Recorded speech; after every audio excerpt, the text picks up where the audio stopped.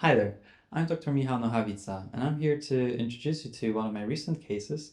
It's a single implant, and I'm going to show you how I've walked the patient through the journey of smile design, occlusal assessment, CBCT reporting, and finally committing to treatment. So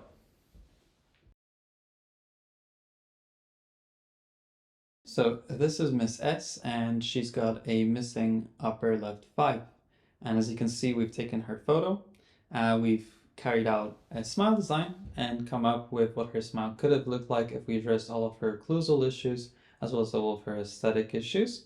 And this was really the first part of the consent making process. So here are the clinical photographs, and as you can see, not only is there a missing upper left 5, there's a couple of restorations which have leakages. There's a couple of implant bone restorations on the upper right hand side as well. And so this plays a little bit of a factor into why Mrs. S was actually convinced that that's something that she would like to do, even though we discussed dentures and bridges as well as alternative options and doing nothing. In terms of her casts, by providing her with the implant, we're restoring that shortened dental arch. Now, in terms of the previous x-rays that we've had, you can see that there are multiple restorations since she had caries, and then that caused her to have fillings.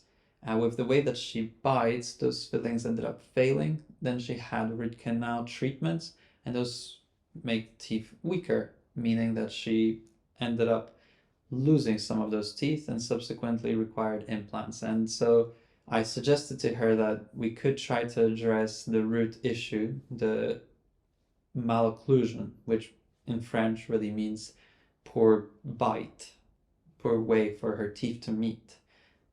But sometimes external constraints stop us from making the best decisions and instead only allow us for a compromise, and that's the best that we can hope for in any patient-doctor interaction.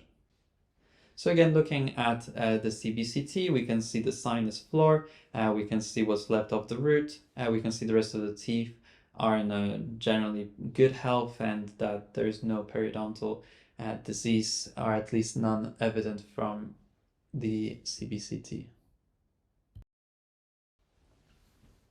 And what we have here is a wax up. It's very important that before you proceed with your implant treatment or as a part of your treatment planning, you take a Phasebo record and articulate it, or take a digital scan recording lateral jaw movements so that you can make sure that your prosthesis is designed to fit within the prosthetic envelope of your patient, which then will guide the direction and size of the implant as constrained by the bone that's available within the CBCT, plus whatever you might be able to harvest or generate.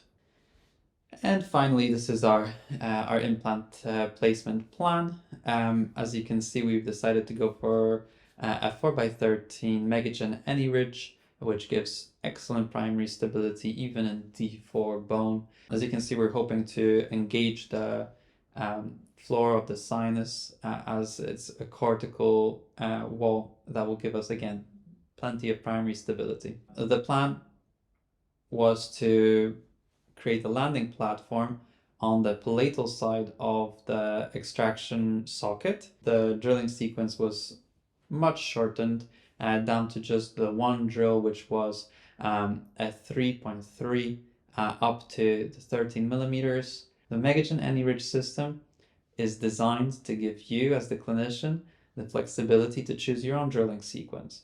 And if you feel that the bone is soft, then by your clinical judgment, you'll be able to utilize the self-tapping nature of the AnyRidge threads to create a shorter drilling sequence and therefore a less traumatic experience for your patient. And we had great success with this technique. As you can see over here, the implant itself is placed 1 to 2 millimeters subcrestally.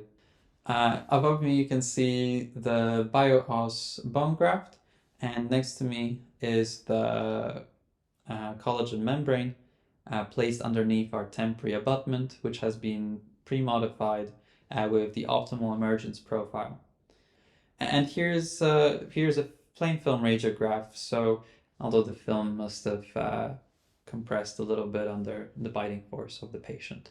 So let's see how that looks.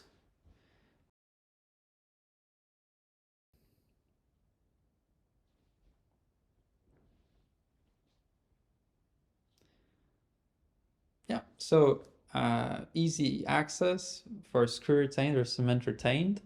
You can see a couple of stitches. That's single interrupted sutures, one over here and one over there. Again, due to the H flap, which retrospectively would have been easier to do without. And a vocal temporary abutment that is very marginally out of occlusion. And so far the patient still seems to have it. I hope you are just as excited about this case as I was from the surgical aspect, as well as all different skills that are required in terms of patient communication and data gathering. If you want to learn more, or if these kinds of cases interest you and you want to help your patients in a similar way, come to the Implant Diploma, which is starting a new cohort in 2023 October. So check out the website, and I hope to see you there. All right, thank you very much. Bye.